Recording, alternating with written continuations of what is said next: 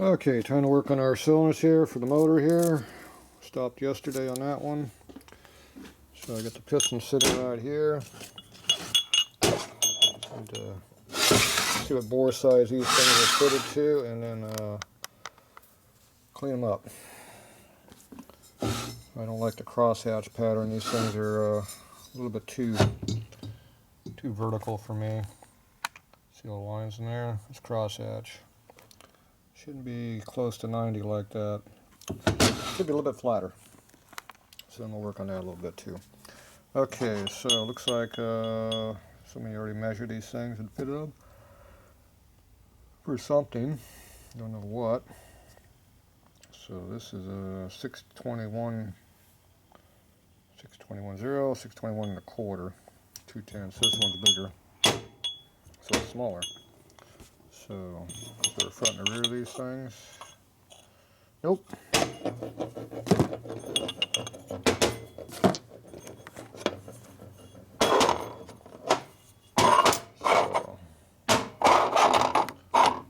There's a difference. You read the number in the piston dome. Same number. Pockets look equal front to back. And that looks like the same cutout there. And obviously it's leaning forward the same amount. So they got equal cutouts over here now too. So now they're using the same piston for every application. Used to be they had two different pistons. They had a piston that was cut way out on the front of the rear piston.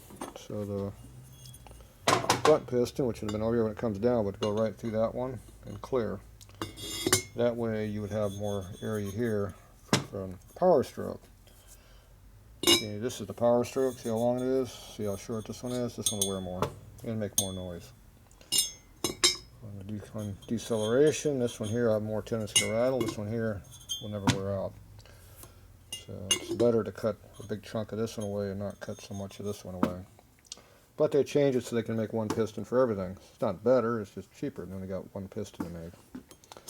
So just because things are done differently nowadays doesn't mean it's better.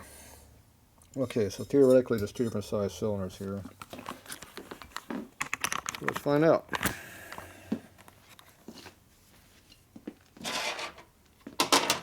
First thing I do is measure the piston and see if that number is correct.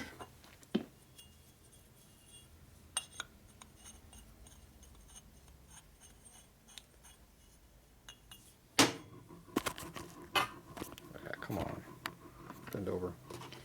Okay, so when you hold the mic, I put it against my gut, it lays on my arm right here. See, my little finger over here supports it here, and then I rotate the tumble with my thumb and index finger. That way you got good control of what you're doing. The piston you want to measure just above the cutout here and then on the back side. You want to be 90 degrees to the wrist pin, but you also check it a few degrees each way. Sometimes pistons aren't ground correctly. More often do you think. Okay, when it quits wobbling, you know you're getting close. So this is 621 and a couple tenths. And this is 621.0.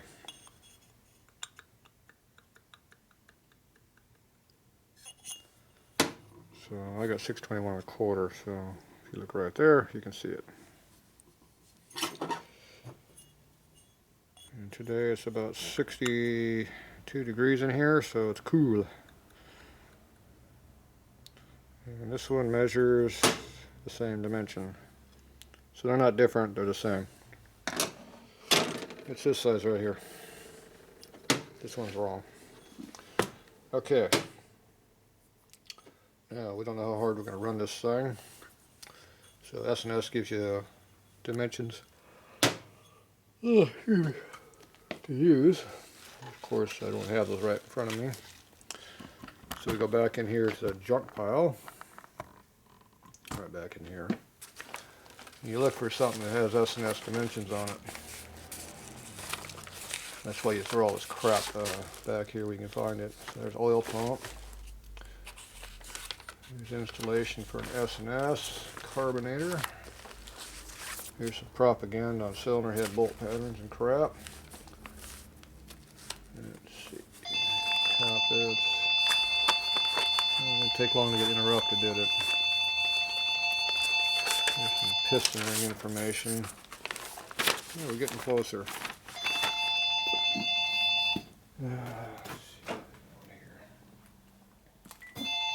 Hello.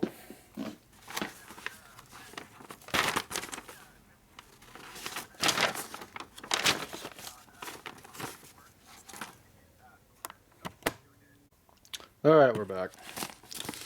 Okay, I want to dig up my own copies of these things. So this set here is from 2014, this is from 2016, and this piston number is not on this list either one of these, but yeah, close enough. This is 2018, so anyway, here's a 3 5/8 bore piston, so it's a 4th thou clearance. Now the number of the pistons right here on the piston. And this one's a 31. You go down the list here, we got 29, 30, and then we bump the 777 number.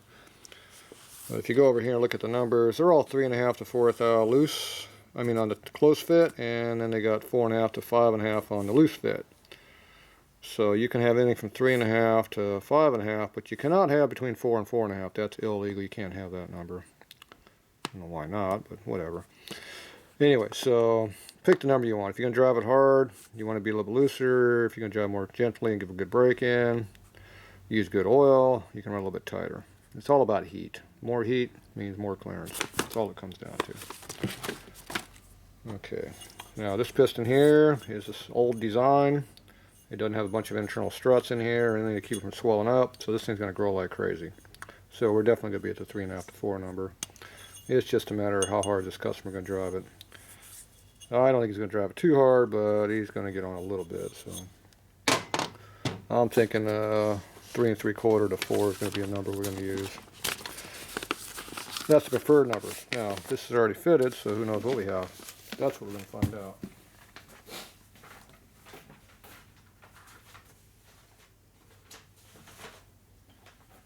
Alright, so it doesn't matter what you want to use, it's what you got to work with, what you got to use. Okay. So, what we do now is we're going to measure the cylinder and see what we got for clearance. More than that. If people want to use dial bore gauges, go for it. I'd rather be something more accurate. Dial bore gauges are quick and easy to use, and it doesn't take a genius to figure it out. That doesn't mean it's better. Mics are very accurate, and the feel makes a huge difference on what you have for number. Like that's tight that way. It's looser this way. So when it goes over center in the bore, and there, that's what you get. So this cylinder's out of round by about 1/10 of a thou. So you put it in there like this, and you want it to be just over center, see? Okay, so that's what this one's at. Now this one over here, we don't know what it is yet. A little tighter. Okay. Now, theoretically you read this and it should be the same as that. In the real world, yeah, dream on. You always measure this clearance, you don't go by what's on this mic. So, let's go get the other mic set up and see what we got. Okay, so we know we're at 21 1/4 on this one, on the mic right here. I don't care what the overall size, I just care what's on this thumb wheel right here. Now we're going to add 3 3/4 thou to this number. So we got 21 1/4. So you go 1/4 of a thou, put you at half. You go another half to get you at 3/4. Okay, now you got your 3 3/4. Now you're going to go 3 more thou to go. So we are 1. Where am I? Man, light over here is horrible. Okay, we're at 2. So 3 puts us at 5, which is 0. So you put this thing right on 0. Makes it easy to remember. 0. Okay, now you come over to this mic here. And you see what this one's at. See, this one was just under 0. See how close they are. Yeah, that's dot matching. Of course, we got this one on 0. Okay, that seems to be tight. Just gonna back it off a little bit. There we go. So that's 1/4 of a thou under 0 is what we want.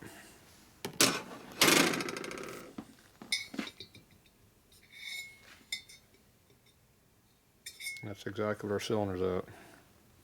So they're pretty well sized right now. I think this one's a little bit tighter.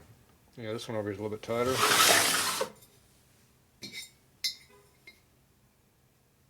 Yep, so we're going to have to equalize that a little bit. Okay, so I'm going to go over and double check this. Damn, this light is horrible over here. 0. Double check. That's the fit I'm looking for. There's always a feel. And we're 1/4 thou under is our final, so if we go to 0 we'll be fine, but 1/4 under is what we're looking for.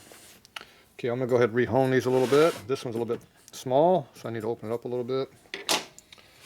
And this one is the rear cylinder. There you go. Now the reason that's small is because one of these pistons over here was smaller than the other, remember? So I'm going to go back over here and check this real quick and make sure that I'm not getting any differences again. 21.5.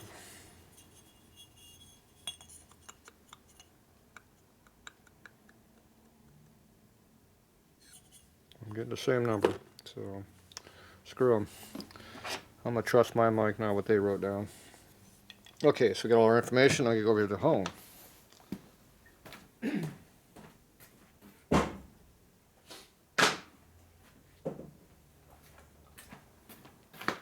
Alright.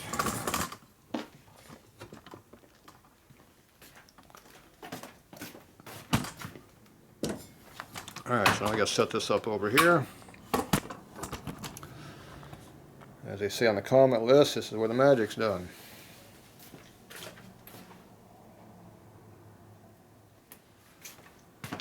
I call it where the work gets done. Two different things. Okay, this cylinder here's got some rust in it. I can see it, which is not good. My earplug's in. Alright, see the rust in the bore right there? Shouldn't have rust in your cylinder bores. Okay, we're not doing that no more.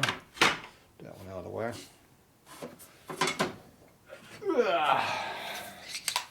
One cylinder hone. Called a mandrel.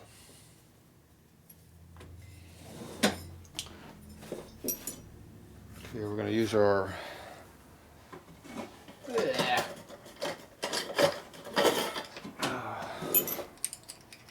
coarser grit stones here, because that's what everybody wants me to use these days. Seems to be the right combination for crappy gas these days and good oil. Okay, now which one of these is tight? The one with the rust in it is the loose one. That's usually how it goes. Okay. Use it out of the way.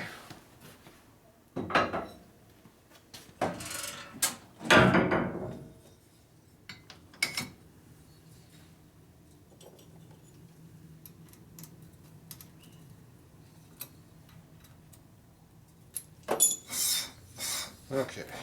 Set up our hone here. Now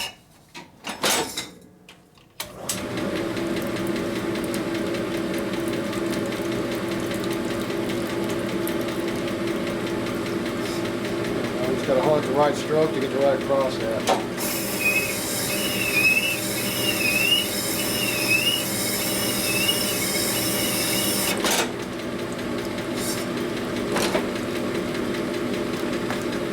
See how the hoeing pattern now is a little bit flatter than it was before? That's more how I like it. Stroke is slightly faster, but not a lot.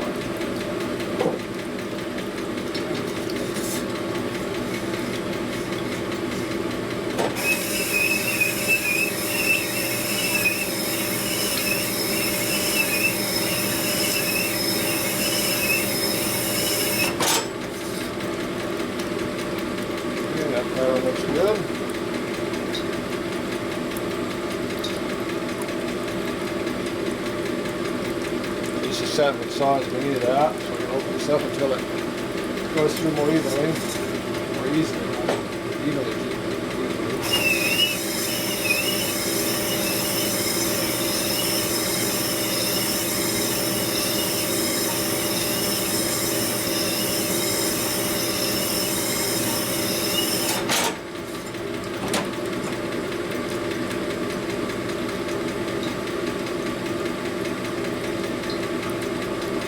Time to go in. It's hot down here. Time for cool down. Bunch of oil over there to cool it. Okay, this one's already pretty well sized, but maybe get rid of rust and change the home pattern a little bit.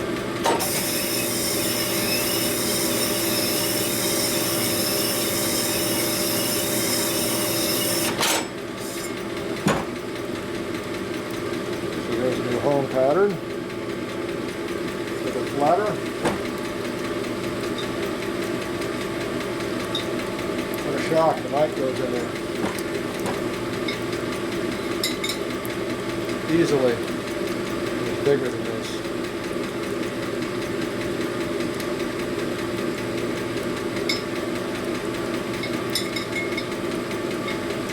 Quarter thou bigger almost, a couple of inches. We got a little bit of tension, but a quarter thou goes right in. The surface rust is gone, so that's good. Alright, so this is done for that home.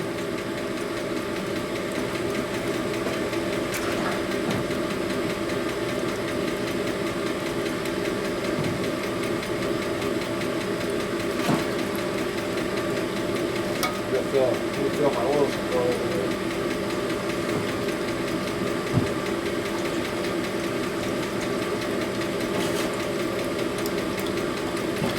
That cools the cylinder back down to room temperature. So we need to do that.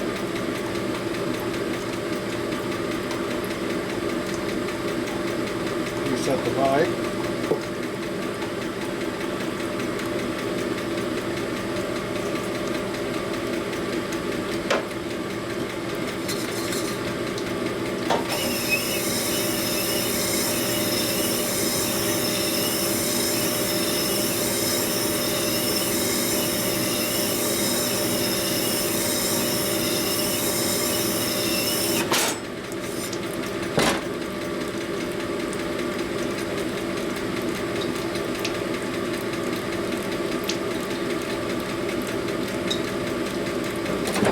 Right?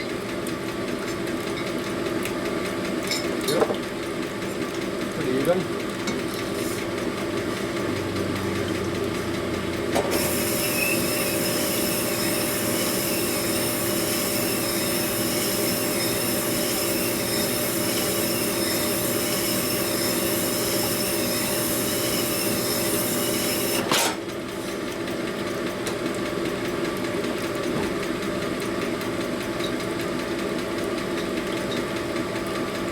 Going now.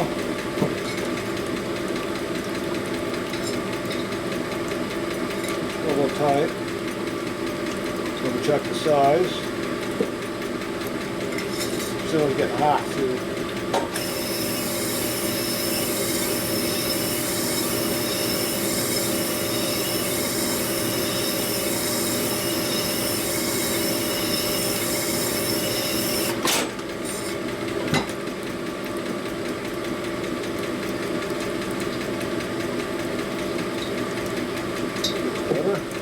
It off.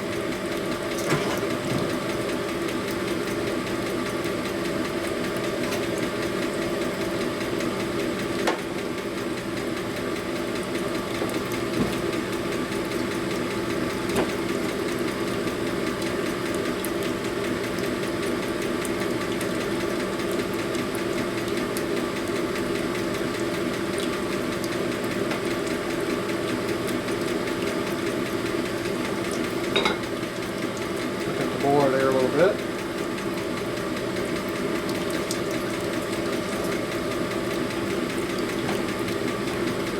Okay, get some real quick. Just a little bit faster stroke.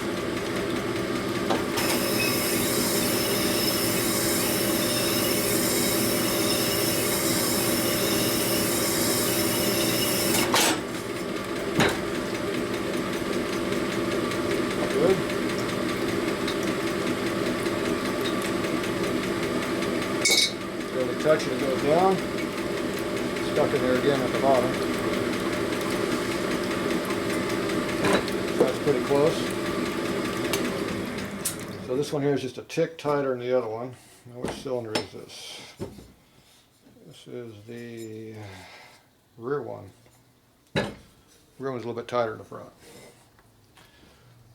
So we're about 3 7/8 thousandths clearance. This one's basic about 4. Just under, about a tenth less than that. This one's a tenth and a half behind that one. Close enough. They don't have to be perfect. Chance of your motor notice a difference in a quarter of a thou is slim to none. So I'm not going to worry about it. Okay, now we're going to throw a super micro smooth finish in there.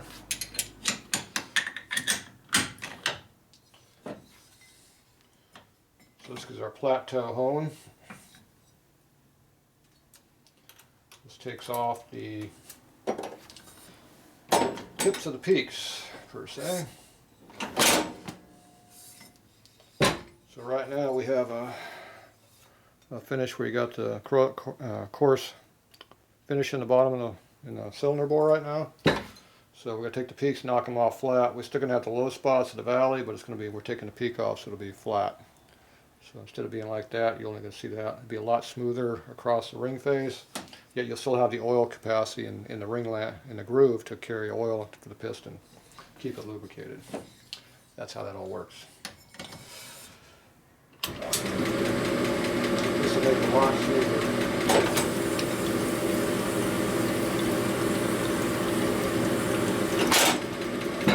3 strokes, and that's it.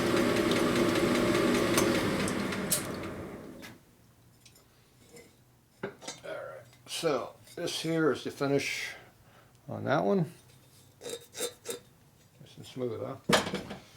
This is the finish for this smooth one. Here, different than the thumb. So still got the deep holes, gouges in it, which is the hole marks. But it's a lot smoother, so it gets more horsepower. It's like being broken in 1,000 miles already, or something like that. So this is our break-in right now.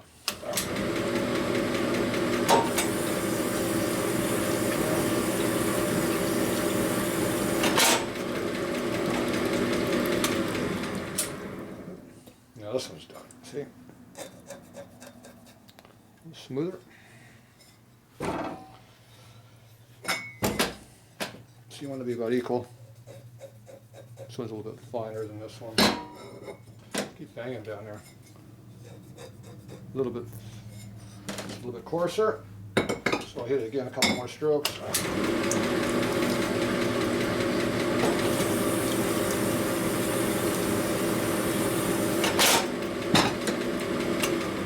Got too much, it gets too smooth.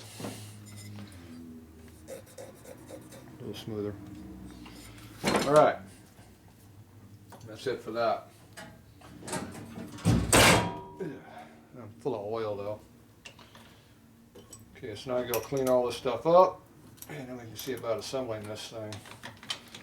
So we gotta get all this grit out of the cylinder bore. I have multiple ways I do it.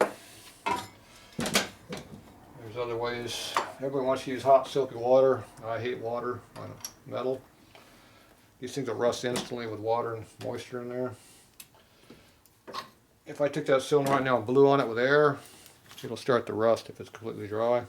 It'll rust as you're blowing on it. That's why I don't like water. So if you use water, you have to dissipate the water real quick or it rusts. So that's like WD-40 or some other rust dissipator, or water dissipator, I mean. So ATF would help you on that one too, but you just got to make sure that the water don't stay there very long because it will rust. Damn. If you put it in the oven to speed dry it, it'll rust instantly. It'll come out all brown. If you blow on it, it'll rust. So you pretty much wipe it out, get the water out of it real quick with dry towels. Then you take a towel, put some ATF on it, run it up down the bore, or WD-40, get the water out of the cylinder. And you have to wipe it out because water goes underneath the oil, so the water will stay in the bore. So you have to force it off. Then you can blow the piss out of it and wipe it again. And then you start brake cleaning it until it's all nice and clean, and then it's good. Me, I do different. I scrub it with a solvent, blow it off, a couple stages cleaning, then I scrub it with a scrub pad, then I clean it with my CRC, and that's what I get it clean. So, lots of different ways of doing it. Just pick one that you want. Just don't put together filthy. It'll kill the rings real quick, among other things. All right, we'll be back.